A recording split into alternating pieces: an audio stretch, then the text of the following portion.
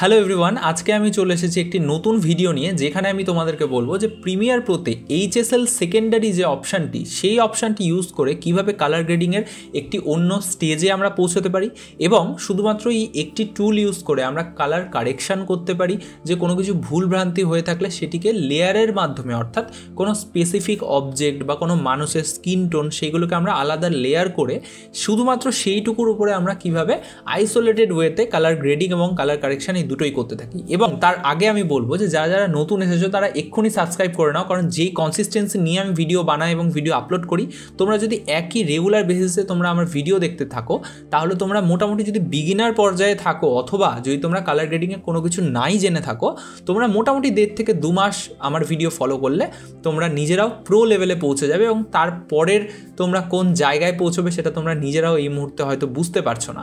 তো চলো আমরা শুরু করি। প্রিমিয়ার প্রোটা ওপেন হোক, ততক্ষণ আমি একটা জিনিস বলি যে এইচএসএল যে কথাটা, এইচএসএল টার্মটা এসেছে কিন্তু হিউ, স্যাচুরেশন এবং লুমিনেন্স থেকে। তো হিউ বলতে কি বোঝায় যে কোনো রকম কালারের যে শেডগুলো রয়েছে, সেই কালারের শেডগুলো কিন্তু এক একটা হিউ। এবং কালার হুইলকে যদি আমরা দেখি যে গোল ফরম্যাটে রয়েছে, তো সেটা যেহেতু গোল, তো সেই কারণে সেখানে 360টা ডিগ্রি রয়েছে এবং প্রত্যেকটা ডিগ্রি হলো এক একটা শেডস অফ কালার। তো সেখানে 0 এবং 360 যেটা একই পজিশনে রয়েছে, সেইটা মানে লাল। এবং RGB আমরা বলেছিলাম যে কম্পিউটারের কাছে কিন্তু প্রাইমারি কালার্স 3টে, RGB অর্থাৎ রেড, গ্রিন অ্যান্ড ব্লু।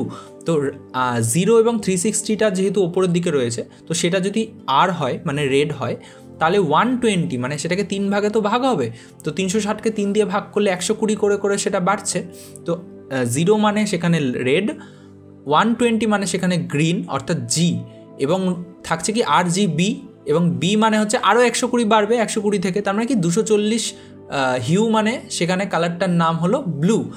এইভাবে RGB এবং তার মাঝখানে সেই বাকি কালারের শেডগুলো সেখানে ঘোরাফেরা করছে। তো সেই কারণে H মানে হলো হিউ এবং সেটা প্রত্যেকটা কালারকে ডিনোট করছে। একই রকমভাবে স্যাচুরেশন মানে যে কোনো কালারের পাওয়ার কতটা বা যে কোনো কালারের ইন্টেন্সিটি কতটা, সেইটাই হলো সেই কালারের স্যাচুরেশন, যেটা S দিয়ে ডিনোট করা হয়। এবং লুমিনেন্স মানে হচ্ছে সেই কালারের এক্সপোজার কতটা, অথবা সেই কালারের মধ্যে কতটা লাইট ঢুকছে। তো লুমিনেন্স মানে কিন্তু সেই কালারের ব্রাইটনেসও আমরা বলতে পারি যে লুমিনেন্স বাড়ছে মানে সেই কালারটা সাদার দিকে যাচ্ছে, এবং লুমিনেন্স আস্তে আস্তে কমছে মানে সেই কালারটা ডার্ক হচ্ছে অর্থাৎ কালোর দিকে যাচ্ছে। তো এইভাবে কিন্তু H, S এবং L এই 3টে পয়েন্ট কাজ করে এবং এই 3টে নিয়েই কাজ হয় আমাদের এই এইচএসএল কার্ভটাতে, এইচএসএল সেকেন্ডারি যে অপশানটা। তো আমরা প্রথমেই আমি বলে দিচ্ছি যে একটি ফুটেজ আমি নেব। তো অলরেডি আমার কাছে একটি ফুটেজ রয়েছে যেখানে হোয়াইট ব্যালেন্স ভুল ছিল। তো আমি একটা অ্যাডজাস্টমেন্ট লেয়ার নিয়ে এর উপরে ফেলে আমি ফুটেজে আসি। যদি এটি একটি আমার আপকামিং শর্ট ফিল্মের ফ্রেম, তো যেখানে এটি কিন্তু বাদ ফুটেজ, মানে এই ফুটেজটা ফাইনাল না, এটা রাফ ফুটেজ ছিল। তো এখানে তোমরা ভালো করে দেখবে যে স্কিন টোন কিন্তু একদম ভুল রয়েছে, পুরো ছবির হোয়াইট ব্যালেন্স ভুল রয়েছে। তো সেই কারণে আমার মনে হচ্ছে যে এই ফুটেজটি বেস্ট হবে এইচএসএল বোঝানোর জন্যে। তো একটা জিনিস আমরা লক্ষ্য করব যে আমরা বারবার আমি বলেছিলাম যে অ্যাডজাস্টমেন্ট লেয়ারের উপরে কালার গ্রেডিং করব, তো সেই কারণে আমি অ্যাডজাস্টমেন্ট লেয়ার উপরে একটা বসিয়ে দিয়েছি। এরপর আমরা যদি ডান দিকে এই লুমেট্রি প্যানেল না ওপেন হয়ে থাকে, তাহলে তোমরা উইন্ডোতে এসে ওয়ার্কশপে এসে তোমরা কালারে ক্লিক করবে, তাহলে অটোমেটিক ডান দিকে এই প্যানেল চলে আসবে। এরপরে যদি তাও না এসে থাকে, তোমরা রিসেট টু সেভড লেআউট করবে, তাহলে যেটা ডিফল্ট লেআউট সেখানে কিন্তু ওয়ার্কস্পেসে ডান দিকে কালার এটা থাকে। এরপর আমরা আস্তে আস্তে নিচে নামবো, অ্যাডজাস্টমেন্ট লেয়ারে ক্লিক করে আমরা আস্তে আস্তে নিচে নামবো। নিচে নামলে আমরা দেখতে পাবো যে এখানে এইচএসএল সেকেন্ডারি বলে এই অপশানটি চলে এসেছে। তো এখানে দেখবে যে তোমরা পিকার পেয়ে যাবে। পিকার থেকে তোমরা যদি চাও যে স্পেসিফিক কোনো এরিয়ার তোমরা কালার ঠিক করতে চাও, তো আমি এখানে কিন্তু অল ওভার ইমেজেরও আমি চাইলে চেঞ্জ করতে পারি, কিন্তু আমি তোমাদেরকে বোঝানোর জন্য আমি স্কিন টোনটা পিক করে স্কিন টোনের হোয়াইট ব্যালেন্স বা যেটা বলে যেটা স্কিন টোন, সেইটাকে আমরা ক্লোজ টু ঠিকঠাক কারেক্টেড ওয়েতে আমরা আনার চেষ্টা করব। তো সেই কারণে আমি এখান থেকে পিক করবো প্রথমে স্কিন টোন। তো একবার এই যে সিঙ্গল এটাতে ক্লিক করে আমি একবার স্কিন টোনে ক্লিক করলে এখানে তোমরা দেখতে পাচ্ছ যে স্কিন টোনের বিভিন্ন রেঞ্জ এখানে নিয়েছে। তো এখানে দেখতে পাবে যে H, S এবং L অর্থাৎ স্কিন টোনের যে কালার, সেই কালারের হিউটাও ধরে নিয়েছে যে এই জায়গায় কালারের হিউ রয়েছে, কালারের স্যাচুরেশন লেভেল রয়েছে এই জায়গায়, এবং লুমিনেন্স অর্থাৎ কালারের যে ব্রাইটনেস বা এক্সপোজার সেটি রয়েছে এই রকম জায়গাতে। তো এখানে দেখবে যে দুটো করে অপশান রয়েছে, মানে দুটো এখানে দাগ রয়েছে। তো প্রথম দাগটা, ওপরের যে দাগটা, সেটা হলো সেই কালারের রেঞ্জ, এখান থেকে আমরা সেই রেঞ্জটাকে বাড়া কমা করতে পারি। আর নিচে যেটা থাকবে সেটা হলো সেই কালারের ফেদার, অর্থাৎ সেই কালারটা কতটা ছড়াচ্ছে। তো আমরা এখান থেকে কিন্তু এডিট করে করে সেই জায়গাগুলোকে চেঞ্জ করতে পারি। দেখো যখনই আমরা চেঞ্জ করছি গ্রে করে ওখানে দেখিয়ে দিচ্ছে যে কোন কোন জায়গা সিলেক্টেড রয়েছে, এটা একটা অপশান। দেন এইখানে আমরা বেশি ঘাটাঘাটি না করে আমরা নিচে সেই মাস্কটা, মানে যেইটুকু জায়গা সিলেক্ট হয়েছে সেটাকে দেখার জন্য এই কালার গ্রে বলে যে এটার পাশে টিক চিহ্নটা রয়েছে, এই টিক চিহ্নতে আমরা ক্লিক করব। আমরা গ্রে মাস্কের মধ্যে এখানে মাস্কটা আমরা চেঞ্জ করতে পারবো, ব্ল্যাক করতে পারবো বা হোয়াইট অ্যান্ড ব্ল্যাক করতে পারবো। তো সেখানে আমার এই গ্রেটাতে এটাতে সুবিধা হয়। তো এটা করে আমরা দেখতে পাবো কোন কোন জায়গায় সিলেক্টেড রয়েছে। একই রকমভাবে আমরা কিন্তু ডিসিলেক্ট করে বা ইনভার্স করতে পারি পাশে এই বাটনটাতে ক্লিক করলে। এখানে ক্লিক করলে ইনভার্টেডভাবে দেখায় যে কোন কোন জায়গা সিলেক্টেড রয়েছে, সেই জায়গাগুলো অপোজিট হয়ে যাবে। তো আমি ইনভার্ট করব না, যাই হোক। তো আমি এখান থেকে আমার মনে হয়েছে যে স্কিন টোন আরও একটু বেশি করে সিলেক্ট করতে হবে। তো সেই কারণে আমি কি করব, এই যে দেখো প্লাস আইকন রয়েছে, এটাতে সিঙ্গেল ক্লিক করব। দেন ক্লিক করে রেখে স্কিনের জায়গাগুলোতে আমি জাস্ট রাব করব, যেখানে যেখানে আমার স্কিন থাকতে পারে সেই জায়গাগুলো।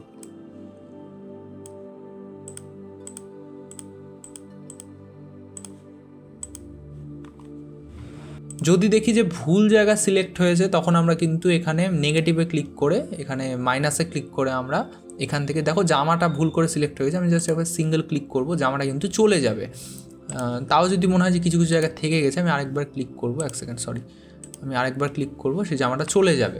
আচ্ছা, মোটামুটি আমাদের স্কিন এরিয়াগুলো সিলেক্ট হয়ে যাওয়ার পর আমরা এখানে নিচে আসতে পারি। নিচে দেখবো আমরা দুটো অপশান রয়েছে রিফাইনে আসলে, একটা হলো ডিনয়েস এবং একটা হলো ব্লার। ডিনয়েস মানে হচ্ছে, দেখো সিলেকশানের মধ্যে বিভিন্ন রকম নয়েস রয়েছে, যে এই জায়গাগুলোতে নয়েস রয়েছে, সেই নয়েসগুলো আমরা দূর করতে পারি ডিনয়েস দিয়ে।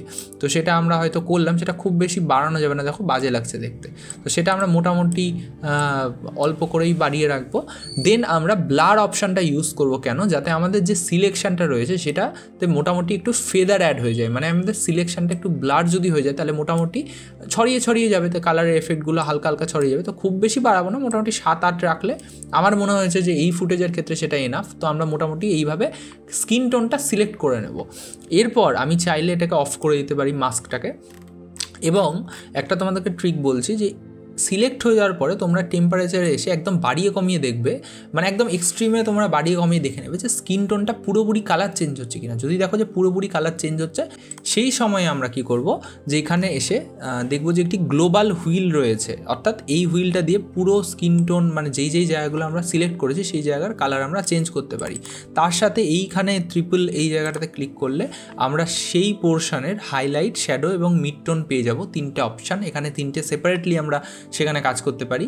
কিন্তু আমরা নিচে এসে আমার যেটা মনে হচ্ছে যে এখানে শুধুমাত্র একটু রিফাইন করার দরকার রয়েছে, এবং এখানে গ্রিন টোন বেশি রয়েছে, গ্রিন টোনটা একটু আমরা কমাবো, এবং আমরা দেখছি একটু ওয়ার্মথ আমরা অ্যাড করব।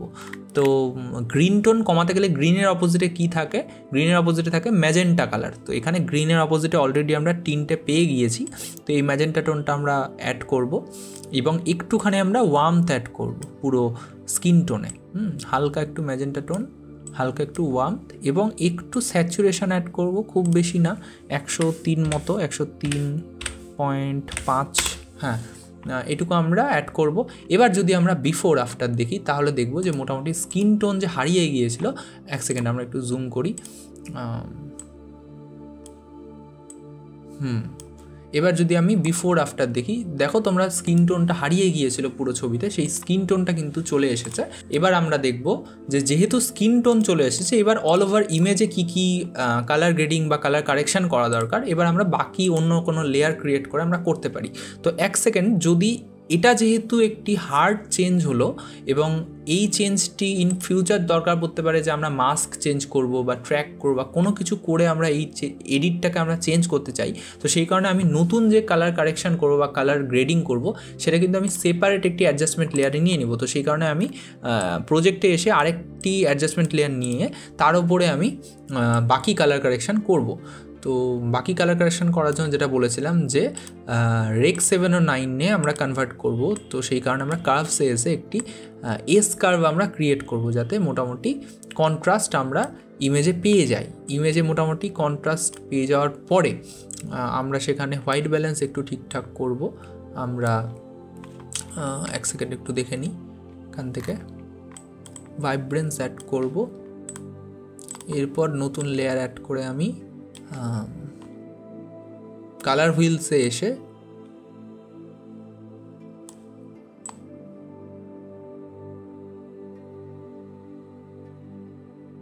কালার হুইলস থেকে আমি একটি এখানে লুক দেওয়ার চেষ্টা করব।